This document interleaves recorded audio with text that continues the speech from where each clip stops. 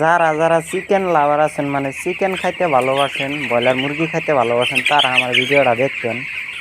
অনেক কষ্ট করে ভিডিও বানাই ভাই, দেখবেন, একটা লাইক সাইক দিবেন। আর ওদিন একটা ভিডিও ছাড়ছিলাম, বহুত মানুষ ভালোবাসা দিচ্ছে, সাবস্ক্রাইব করছে। তো যাদের চোখের সামনে পড়ে অবশ্যই সাবস্ক্রাইব করবেন আমার চ্যানেলটা।